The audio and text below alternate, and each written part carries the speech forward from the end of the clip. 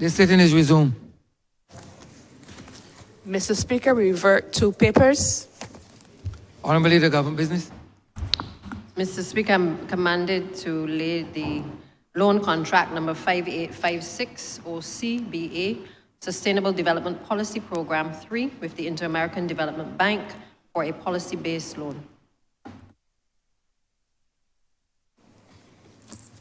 Orders of the day reverted. Honourable Leader, Government Business. All right, Mr. Speaker, I beg to move the suspension of Standing Order 67-3.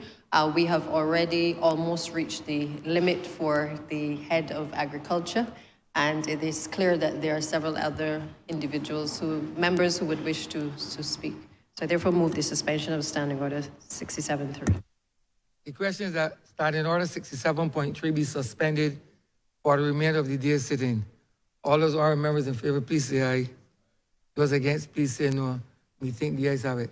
Standing Order 67.3 is suspended for the remainder of the day sitting. We revert to government business. We revert to Standing Finance Committee.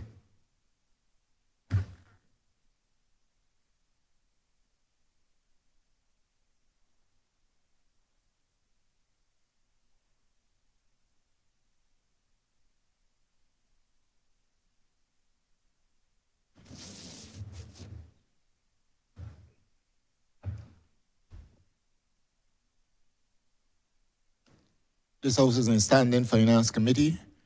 Honourable Member for Christchurch West Central. Thank you, Chair.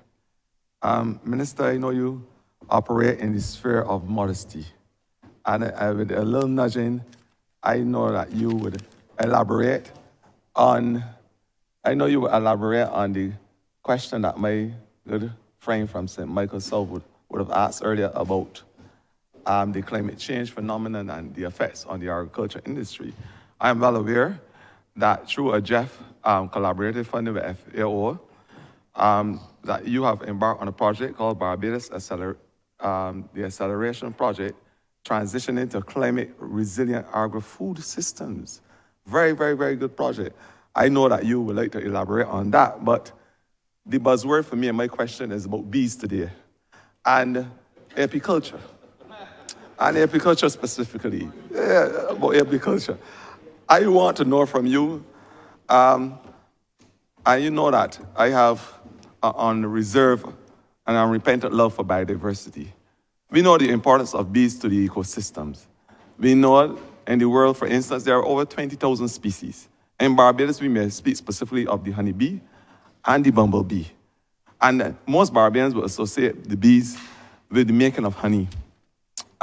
Beeswax, for instance, royal jelly from the bees. But it is more than that for me as minister. As I said just now, the bees are an essential part of our biodiversity makeup.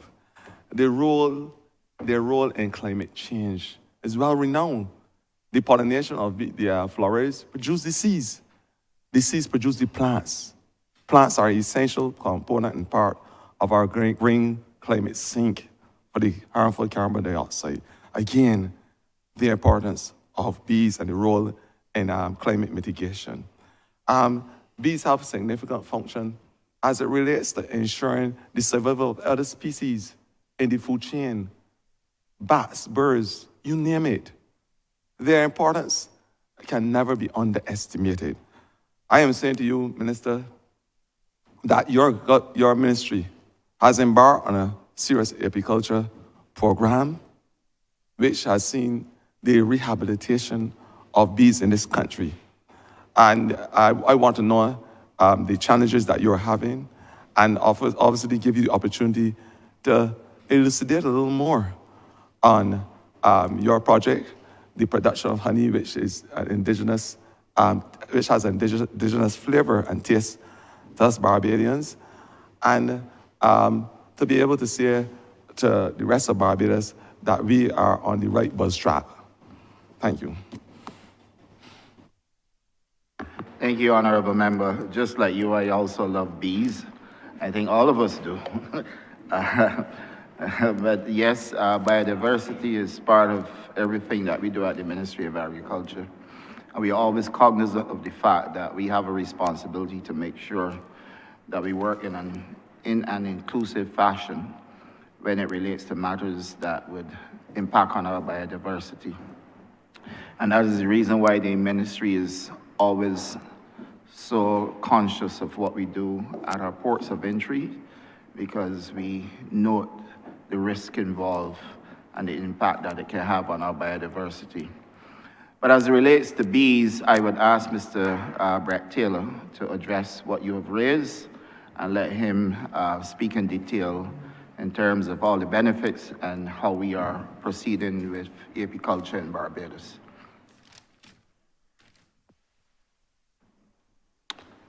Thank you, Minister. Good afternoon again. In terms of apiculture industry, we have sought to train over the last 4 years, 5 years just before COVID came, a number of persons in beekeeping. As I elucidated to yesterday, some of the persons that we have trained are not active. We have also had many challenges, and as such, persons in the industry would also have encountered many challenges over the last couple of years. We spoke about, in this chamber, about Elsa. We spoke about Storm Brett, not Brett spelled with the same way as my name, but Storm Brett as well. That had an impact on the bees. Last year, we had one of the hottest days recorded in Barbados, 34.2 degrees Celsius, I think it was. And we had a prolonged dry spell. The year before, we had rains that we have never really seen in Barbados. And even last year, we had rains from August down to January. And it is also a fact that within the last couple of days, we had some torrential rains at the beginning of this month. So all of these are things that impact on the bees. During the last 5 years, we have trained over 360 persons in beekeeping. However, based on the work that the officer that deals with the apiculture unit, of those persons,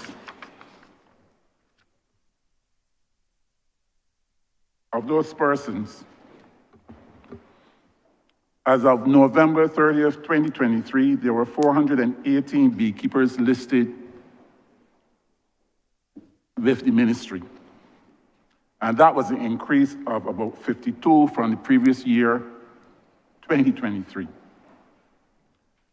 And this resulting in a combined total of 783 colonies or hives that were recorded.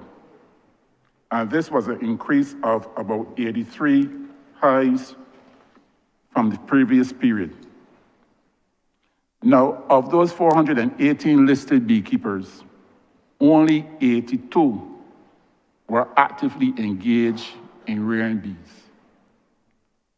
So out of those persons that we trained and the other persons that were engaged in beekeeping, so from 418, only 82 were actively engaged in rearing bees. So this accounts for just 19.6% of the total listed. Then we had a breakdown of the number of apiaries by colony size. Persons with 1 to 9 hives, 59. 10 to 19, 12. 20 to 29, 3. 30 to 39, 3. 40 to 49, 1. 50 to 59, 2. 60 to 69, 1. And over 70, just 1. So that is the actual breakdown of what we had and what we were seeing. So, of this, of this 82 listed apiaries, that most of them just had less than 10 colonies. So for us to expand, we have to get people into expanding the amount of hives that they keep. A lot of the persons that are currently in beekeeping are hobbyists.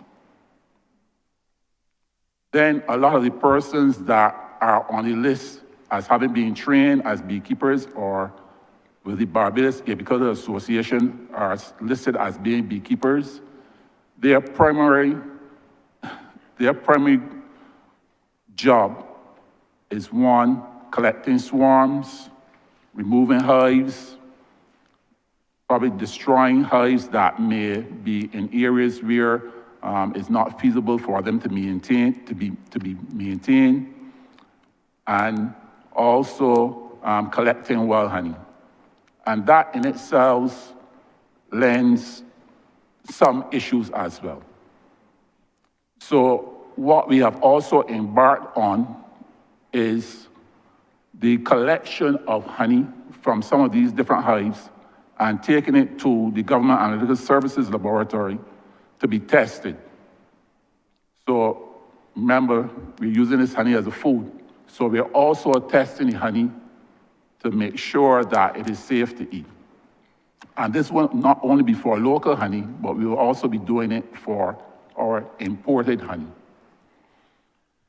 Some of the other issues with the beekeeping is that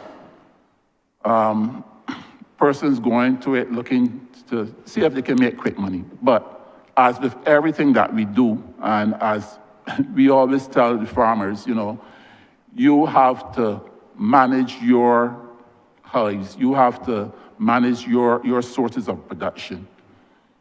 You cannot just, bees will do it naturally, but if you are going to the state where you are going to have a managed colony of hives, you have to manage it properly. We do have some issues in Barbados with one called the varroa mite. That is a problem with the bees, but our bees can be, what can I say? They manage to keep the mite away, or they control or manage the mite in the hives, not being aggressive, but by being cleanly, okay? So they clean themselves well.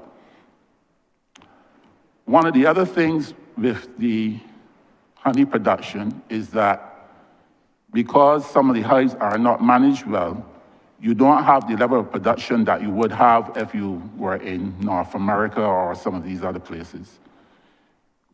We have looked at doing a queen bee replacement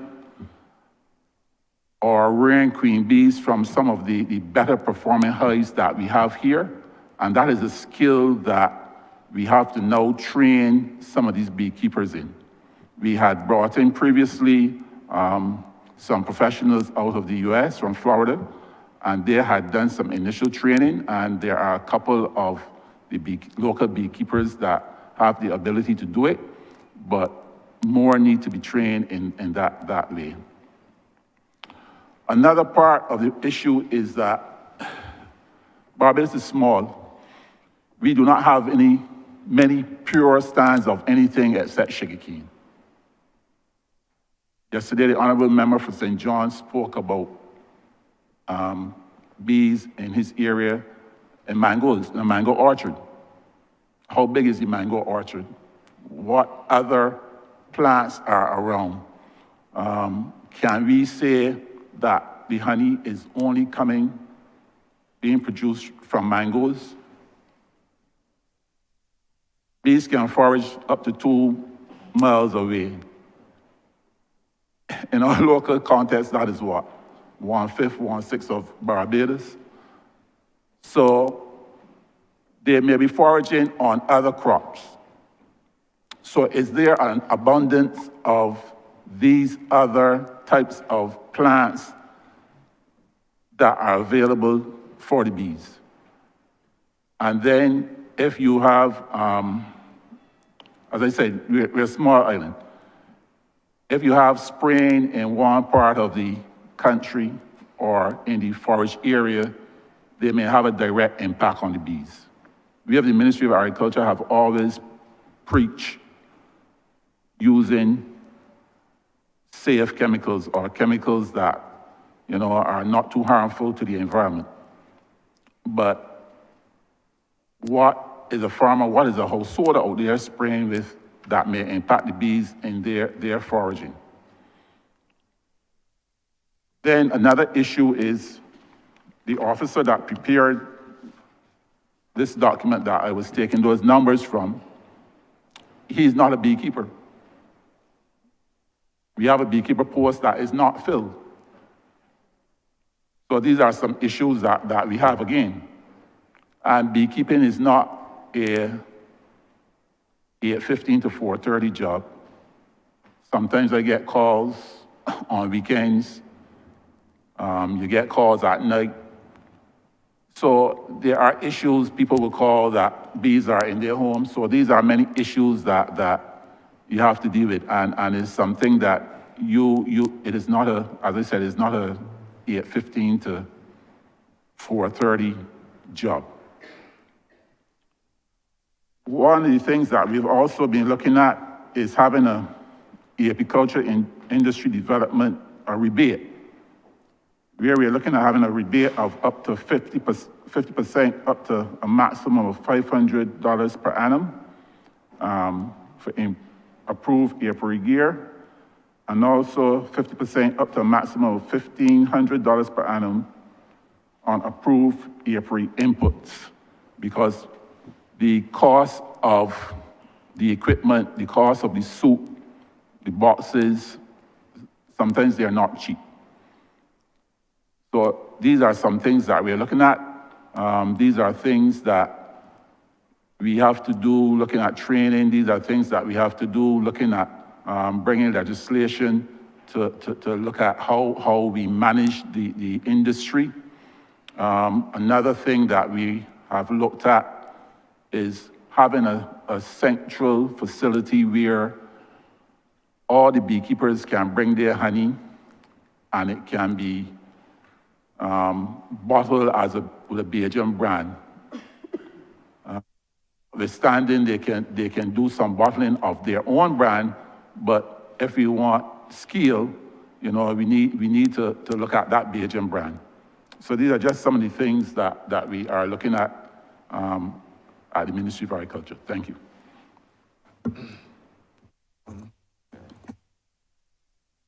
Right.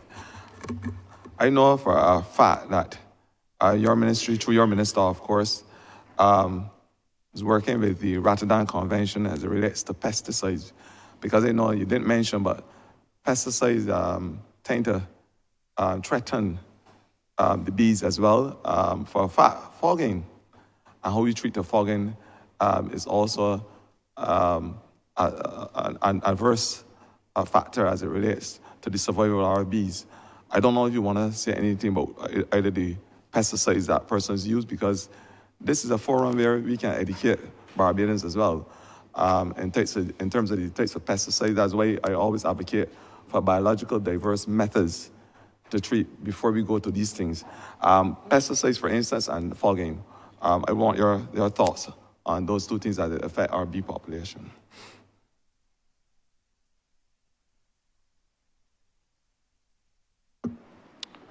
Thank you, Minister.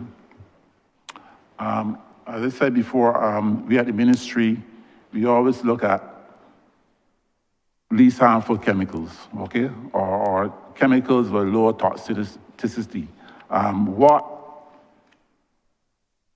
What is of concern is that I am sure that the Ministry of Health would have put out notification of where they are fogging. And when they are doing this, one, either for the beekeepers to cover, or if they can move their hives from the area, would be good. In the case of the chemicals that the Ministry of Health uses. I know for sure that they use malathion, but there are some other chemicals that the ministry should be able to use that would not be as harmful as malathion to control the mosquitoes. And as they always say, it is a social problem where you have to clean your environs, and that will help get rid of a lot of the mosquitoes. We have tried to put in place things where we know where the bees are being kept, where the hives are. That is some of the work that the officer has done. But even with that, once again, the bees, they don't stay in the hives, they fly. So in their quest to gather food, they may encounter chemicals. And that is a hard fact that we can't get away from. In their quest to gather food, they will encounter some instances of food that has been sprayed. Thank you. All right.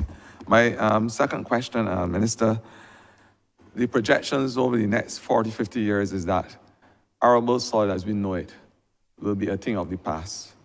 And this, of course, is because of the combination of climate change, pollution, unfortunately, because of anthropogenic behaviors of mankind, and biodiversity loss. We, in our ministry, along with yours, have started a project, the Regional Soil Care Project, which looks at rehabilitating our soils so that they'll become viable once again. Your ministry is doing a lot of work, especially in the Scotland district area, in this regard, using the Soil Conservation Unit. The importance of this work is at the forefront of the survival of the species of plants as we know it, our food security. I want you to be able to elaborate on this particular project and what else your ministry is doing to ensure the survival of our soil as we know it. Thanks. Thank you, Honourable Member. Yeah, I do know that we also signed an MOU to deal with soil-related matters, soil degradation, etc. And this is an MOU with Sadhguru. So Glenn Marshall has been the officer in the ministry that has been dealing with soil matters, and I would let him speak in terms of what we are doing in collaboration with your ministry. The soil care project, the Ministry of Agriculture has been, again, collaborating with our project. We are working very closely with them. Up to last year, we had, as part of the project, a national soil sampling program across the island, and that is, we were one of, I think it's six countries who will be part of that overall project. That level of soil sampling has not been done since back probably in 1966 with our Vernon and Carroll study. But together with that, the Ministry of Agriculture has, I don't want to say come back to soils, because we always dealing with soils. But a couple of years ago, we started back that soil analysis program, starting with our agricultural stations, the 5 agricultural stations, and we're looking to expand on that now. Soil is one of those resources that we have to protect as long as possible. We speak to water augmentation, but soil can be considered as a reservoir of water for the plants. Yeah? And we have to treat it with respect. The analysis that we have done, that initial analysis has indicated that components like organic matter is extremely low in our soils. And that is one of the components, one of the many components that is essential to trying to maintain moisture in the soil and all other types of activities. So we're trying to build back, or first of all, identify the quality of the soil that we have now. I mean, there have been many years where it has been basically sugarcane, right? But with the amount of diverse farming that we're doing now, crop farming, we've been putting on fertilizer, but we have to look at how efficient and effective that fertilizer is. And the start to that would be, what do we actually have in the soil? And then you build on that. If you don't know what you have, you can be easily putting on too much. That's being leached, that is getting into our groundwater and complicating the situation. And on the other side of that, if you don't know what you have, you may not be putting on sufficient to reach the potential yields that the crop is basically designed to reach. So soil is critical. We have a limited amount. Some people may say some crops, like lettuce and others, you don't actually need soil anymore. But the vast majority of the crops that we require or that we use in Barbados and across the world will continue to need soil as that anchor. We have to look at soil fertility, the soil care project, as well as other projects we're looking at. We'll be addressing that. There's a cooperation, a project with Morocco, soil fertility project, also looking at soils. So the ministry has recognized that and is bringing emphasis back to that as part of the overall need, the inputs that will be required to improve crop production and yields and efficiency of use of fertilizers and all of that. Thank you. Thank you. I think that it is essential, not only for farmers, but for all Barbadians, for us to set up proper soil management protocols. So coming out of these assessment studies in terms of the constituents of soil, I would suggest that we start having some protocols for the management of our soil, because this is essential for the survival of plants and animals as we know them. So, and I know that you're venturing into phase 2 of this project with about 12 other Caribbean countries, so we look forward to your continued work. My last question, Minister, you spoke earlier, especially in your introduction, about our tissue culture lab. This is new and exciting for me. We know that we can actually produce a tree from the regeneration from a single cell. This is exciting. It can ensure that germplasm is alive and we get in the sterile stock as we know it, as we face the vagaries of climate change and diseases, new diseases, new viruses that affect trees and plants. Minister, there's a concern for me as it relates to citrus greening. Barbadians are no longer able to pick a lime as we know it. The grapefruit tree is something of the past. I don't know the last time I see a Bajan grapefruit. The scientists may call it the Honglongbing disease that affects our citrus trees.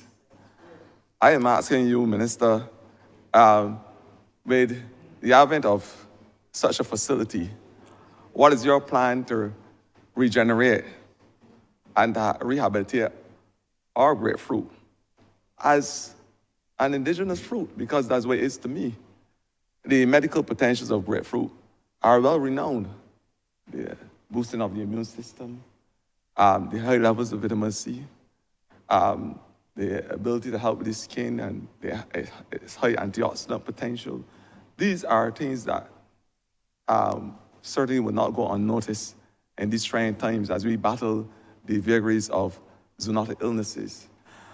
Minister, are there any plans in your ministry to use the tissue culture lab to rehabilitate not only grapefruit, but to be able to produce this sterile stock that would not be prone to this vector type borne disease known as Hong Long Bing disease or citrus greening that is affecting our citrus plants as I speak.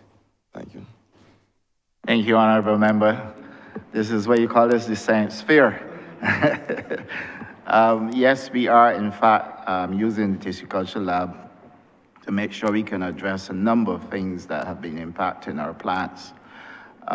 The Chief Agriculture Officer will speak to what we are doing in terms of tackling citrus greening and how we are utilizing our facilities, because I am aware that we also have a facility at Soil as well.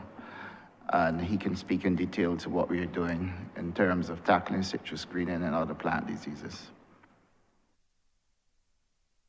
Thank you, Minister, for the question. Citrus greening.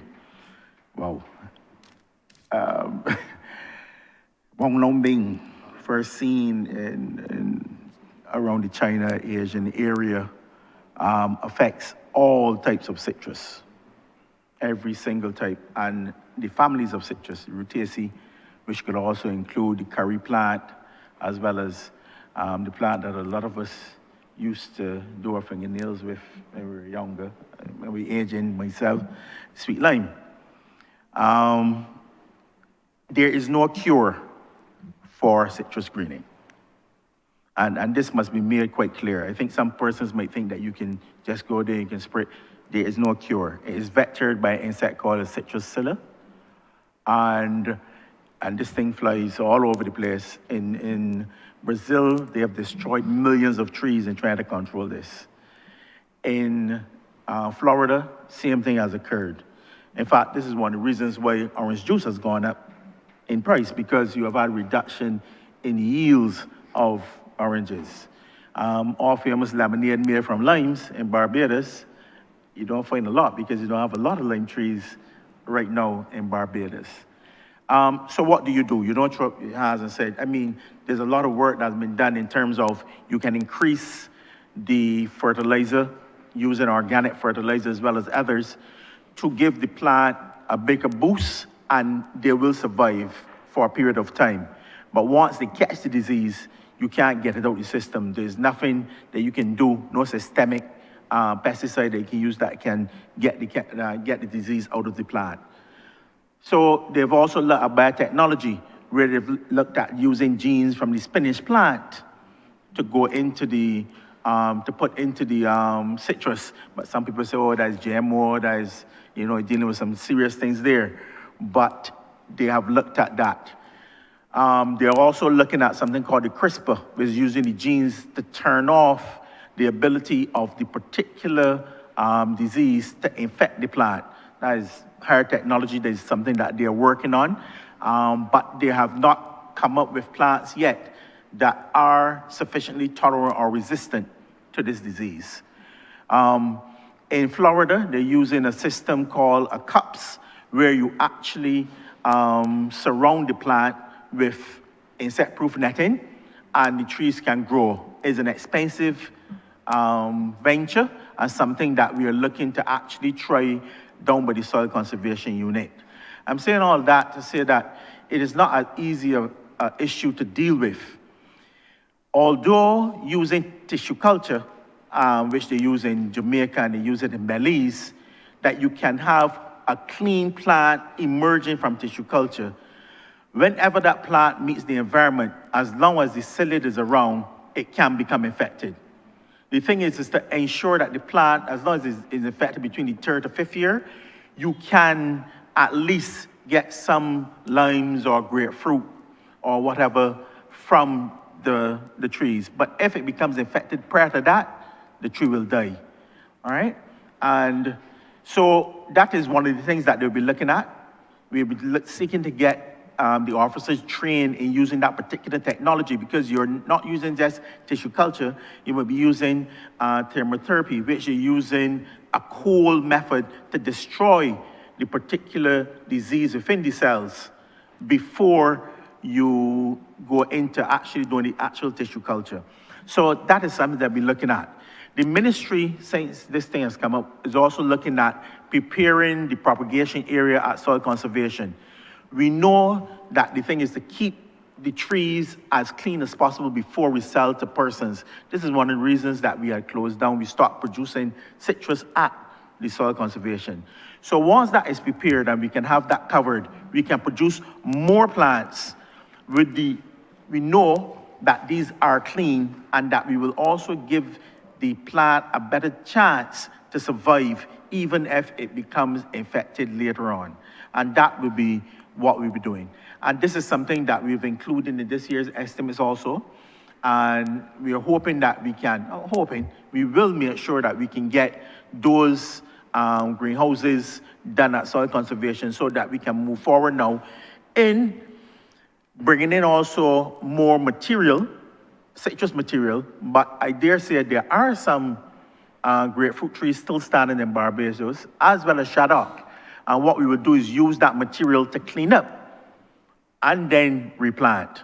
So there is a way forward that we have seen, and hopefully, fingers crossed, we can get that done, albeit not all of it, but most of it during this financial year, Minister. Yeah.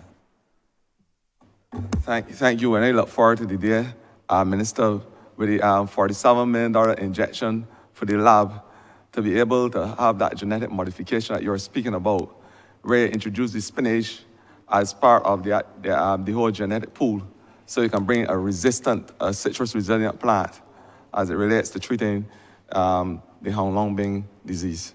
Thank you.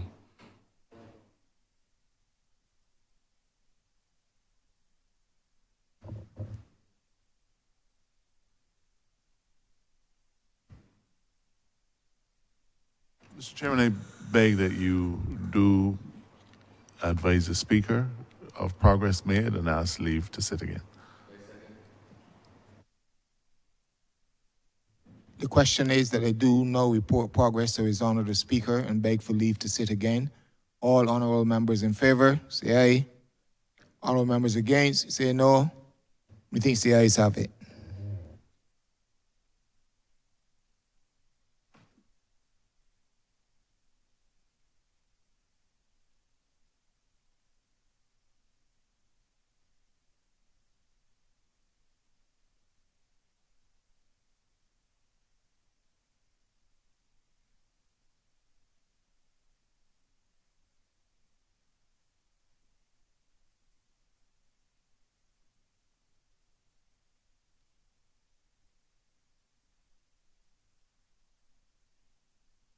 The chairman has reported progress and requests leave to sit again.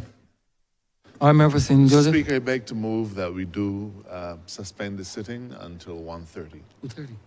Sorry, 2:30 for lunch. The question is, this honorable chairman be suspended until 2:30 p.m. All those honorable members in favor, please say aye. Those against, please say no. Me think the ayes have it. This honorable chairman stands suspended until 2:30 p.m.